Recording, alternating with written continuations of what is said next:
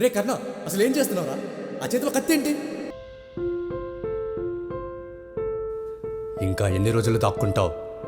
ఈ అజ్ఞాత ముసుగులో నుంచి బయటికి రా. వచ్చి నీకు ఎదురవుతున్న ప్రశ్నలకు సమాధానం చెప్పు.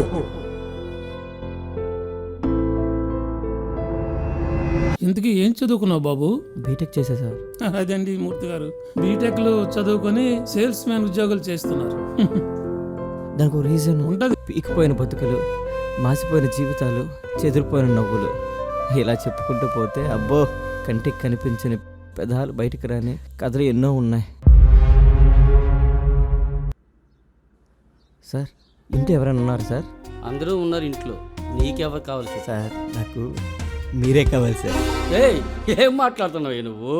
మెల్లగా తప్పించుకోవాలని చూసావు కానీ నువ్వు అమ్మే కుక్కర్లో పప్పులు ఉడుకుతాయేమో కానీ వీళ్ళ దగ్గర మాత్రం నీ పప్పులు ఉడతావు. కానీ పెంచి పెద్ద చేసింది నేను. వాళ్ళెవర్రా నిన్ను అనడానికి?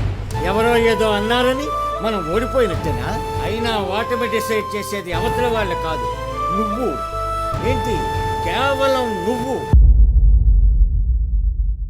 ఇంత ఎండలో ఇంతింత బరువులతో ఇంటింటికి వెళుతూ ఒక్క రూపాయి కూడా లాభం లేకుండా ఇంత బాధను మనసులో పెట్టుకొని మేమేసే అర్థమైన ప్రశ్నలన్నింటికి నవ్వుతూ సమాధానాలు చెప్తున్నారు.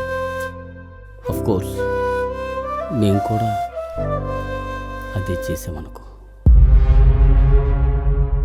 ఈరోజు గ్రహణం పట్టిన సూర్యుడే మళ్ళా రేపటి రోజున గ్రహణాన్ని విడిచి మునుపటి కంటే అత్యంత ప్రకాశంగా ఉజ్వలిస్తాడు. ఈ రోజు మీ మొహం బాధతో కమ్మేసి ఉండవచ్చు, కానీ రేపటి రోజున మీ నుంచి వచ్చే విజయఘోషకి ఆ సూర్యకిరణాలే చిన్నపోవాలి.